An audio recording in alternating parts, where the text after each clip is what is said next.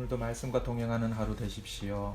오늘 우리에게 주시는 하나님의 말씀 고린도후서 5장 11절에서 21절 말씀 가운데 17절에서 21절까지 말씀을 봉독합니다. 그런즉 누구든지 그리스도 안에 있으면 새로운 피조물이라. 이전 것은 지나갔으니 보라 새 것이 되었도다. 모든 것이 하나님께로서 났으며 그가 그리스도로 말미암아 우리를 자기와 화목하게 하시고 또 우리에게 화목하게 하는 직분을 주셨으니 곧 하나님께서 그리스도 안에 계시사 세상을 자기와 화목하게 하시며 그들의 죄를 그들에게 돌리지 아니하시고 화목하게 하는 말씀을 우리에게 부탁하셨느니라. 그러므로 우리가 그리스도를 대신하여 사신이 되어 하나님이 우리를 통하여 너희를 권면하시는 것 같이 그리스도를 대신하여 간청하노니 너희는 하나님과 화목하라. 하나님이 죄를 알지도 못하신 이를 우리를 대신하여 죄로 삼으신 것은 우리로 하여금 그 안에서 하나님의 의가 되게 하려 하심이라. 아멘. 오늘 본문의 말씀을 중심으로 화목해 하는 직분이라는 제목의 말씀으로 하나님 말씀을 상고하기 원합니다. 꽃들에게 희망을 이라는 제목의 동화가 있습니다. 트리나 폴리스라는 사람이 쓴 동화인데 이 동화 속에는 두 마리의 애벌레가 등장합니다. 특별히 줄무늬 애벌레와 노란 애벌레는 애벌레로서 그 인생을 살다가 나중에는 아름다운 나비가 됩니다. 이 이야기 가운데에 중요한 것은 많은 애벌레들 가운데에 이 애벌레 또한 처음에는 애벌레로서 어둡고 또 더러운 곳에서 살아가는 고통의 시간을 보내지만은 나중에는 나비가 되어서 맑고 푸른 공중을 날며 꽃들을 찾아다니며 희망을 주는 나비가 된다라는 이야기입니다. 애벌레는 다시 애벌레로 되지 아니하고 세상에 아름답게 하는 나비로서 새로운 존재로서 거듭나게 되었다라는 것입니다. 그러면서 많은 꽃들에게 열매를 맺게 해주는 아주 중요한 새로운 삶을 살아간다라는 이야기입니다. 하나님께서 이 세상을 창조하셨을 때에 모든 피조물에게 그 존재의 이유를 하나씩 주셨습니다. 그것은 살아가는 동안에 그 무엇에겐가 유익을 주게 한다라는 것입니다. 그것이 바로 피조물들에게 주신 사명이다라는 것입니다. 그래서 그 유익은 바로 모든 존재들로 하여금 서로 화목하게 하고 서로 도우며 살아가는 일일 겁니다. 알고 보면 이 세상에 아주 작은 그런 피조물조차도 벌이나 나비조차도 또 공중의 새들조차도 또 모든 곤충들도 모두 그런 사명을 가지고 살아가게 하나님께서 만드셨다라는 것입니다.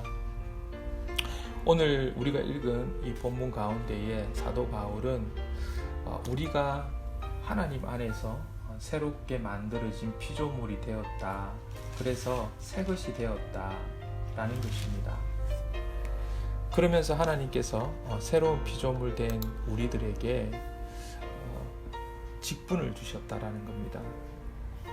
오늘 고린도후서 5장 18절 19절 이 두 절 말씀에 보면 모든 것이 하나님께로서 났으며 그가 그리스도로 말미암아 우리를 자기와 화목하게 하시고 또 우리에게 화목하게 하는 직분을 주셨으니 곧 하나님께서 그리스도 안에 계시사 세상을 화목하게 하시며 그들의 죄를 그들에게 돌리지 아니하시고 화목하게 하는 말씀을 우리에게 부탁하셨느니라 라고 말씀하고 있습니다.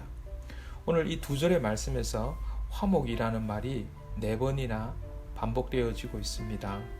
이 화목이라는 이 말을 좀 더 원어적인 뜻으로 생각해보면 교환한다, 바꾼다, 변화시킨다 라는 그러한 의미가 있습니다. 바로 하나님은 이러한 교환되어진, 하나님으로 인하여서 경험되어진 이 교환하는, 뭔가를 바꾸어주는, 변화시키는 그러한 것을 경험한 사람이 바로 새로운 피조물이고, 그 새로운 피조물 된 사람들에게 이러한 직분을 주셨다라는 것입니다. 그것이 바로 화목하게 하는 직분을 받았다라는 것입니다. 그렇다면 바울은 왜 성도들이 화목하게 하는 직분을 받았다라고 말했습니까? 이는 성도들의 삶의 목적이 바뀌었다라는, 이전 것은 지나갔다, 새로운 피조물 되면서 새로운 목적이 생겼다부터 이렇게 설명을 하고 있습니다. 그러면 이전 것은 어떤 것입니까? 죄에 빠져 있는 인간의 모습이죠. 바로 죄인된 그런 인간의 모습입니다. 그 죄에 빠진 인간은 늘 자기를 위해서 살아가는 그런 인간의 모습입니다. 바로 첫사람 아담과 하와도 그러했죠. 그것이 바로 죄였던 것입니다. 자기 스스로 자기를 위해서 살려고 하는 것. 그래서 어떻게 보면 이런 모습은 우리 모든 인류에게 거부할 수 없는 그러한 인간의 하나의 속성이 되어버렸습니다. 근데 예수님께서 십자가에서 바로 이 죄의 문제를 해결해 주심으로 더 이상 이 죄의 속성, 자기 자신을 위하여서 살려고만 하는 그러한 속성으로 더 이상 살 필요가 없어졌다. 이것을 바로 하나님께서 우리에게 바꾸어 주셨다, 변화시켜 주셨다, 또 교환해 주셨다. 이게 바로 우리가 새로운 피조물 된 화목해 하는 그 직분자의 모습이다라는 것이죠. 다시 말씀드리면 바로 십자가에서 죽으신 주님으로 인하여서 우리는 새로운 피조물 되었다. 어떻게 보면 새로운 목적을 가진 존재가 되었다라는 것입니다. 그래서 이전에 우리는 이러한 죄로 말미암아서 하나님과 원수의 관계였지만 바로 예수님께서 이것을 변화시켜 주심으로 이제 하나님과 화목하게 되는 그러한 관계가 되었습니다. 그래서 이제 이것을 깨달은 사람이라면 여전히 죄 가운데 있는 모든 죄인들에게 바로 하나님과 화목을 누릴 수 있도록 바로 다리 역할을, 그런 역할을 하는 것이 바로 우리의 직분이다라는 것입니다. 바로 이것이 그리스도인들이 해야 할 역할입니다. 오늘 우리 모든 하나님의 사랑하는 성도님들, 오늘 살아가는 하나님의 이 새로운 피조물로서 내게 주어진 화목해 하는 직분에 대해서 우리는 반드시 생각해야 합니다. 세상 속에서 분쟁하고 갈등을 일으키는 그런 삶, 근데 왜 그들이 그러한 삶을 살아갈까? 우리는 가만히 생각해 보면 우리는 이미 그것을 경험했기 때문에 여전히 내 속에도 꿈틀거리려고 하는 그러한 옛 그 죄의 속성들, 그것이 뭔지 잘 압니다. 바로 스스로 살려고 할 때에 그러한 것입니다. 그래서 우리는 그러한 분쟁이 있고 갈등이 있는 그러한 세상 가운데에서 우리도 그 가운데에 휩쓸리는 것이 아니라 그 세상을 향하여서 바로 예수 그리스도께서 우리 가운데에 계심으로 이루어 주셨던 이 화목해 하는 이 직분을 우리가 감당해야 된다라고 하나님께서 말씀하고 계십니다. 그래서 오늘 20절 말씀해 보니까 그러므로 우리가 그리스도를 대신하여 사신이 되었다. 예수님께서 우리에게 바로 하나님과 화목하게 하시려고 그 일을 이미 해주셨는데 그 화목하게 된 사람은 이제 하나의 대사가 되었다라는 거죠. 사신이 되었다.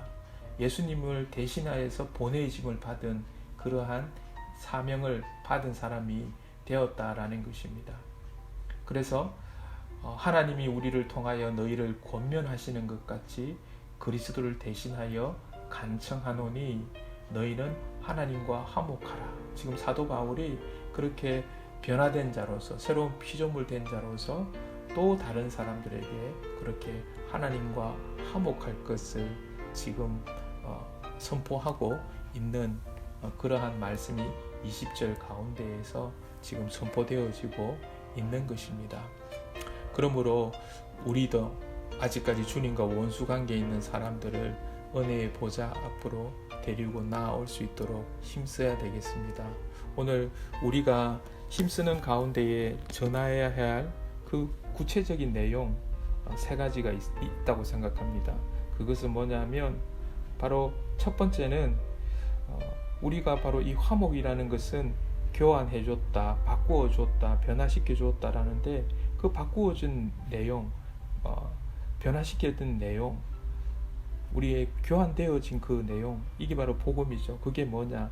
첫 번째는 예수님이 우리의 모든 상처를 낫게 해주셨고 우리 모든 저주를 담당해 주셨다라는 것입니다.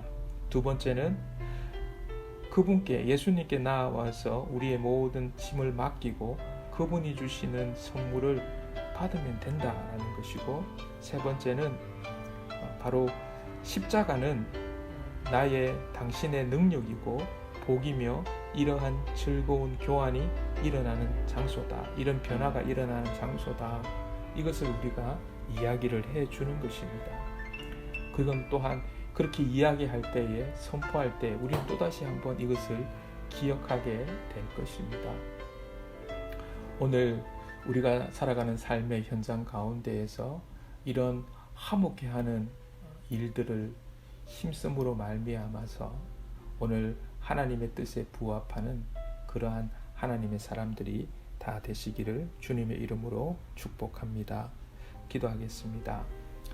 하나님 아버지, 오늘 저희들에게 화목하게 하는 직분을 맡겨주시고 예수님을 통하여서 우리에게 먼저 그 화목을 이루어 주신, 이전 것은 지나가게 하시고 새로운 피조물로서 우리에게 이루어 주신 그 일들을 오늘도 잊지 않게 하기 위하여서 우리의 입술로 또 우리의 삶으로 아직 하나님을 알지 못하는 그러한 갈등이 있고 분쟁이 있는 세상의 그 한복판 가운데에서 이것을 삶으로 선포하고 또 입술로 선포하고 우리의 삶으로, 행동으로 외칠 수 있는 그러한 하루가 되도록 저희들을 인도하여 주시옵소서.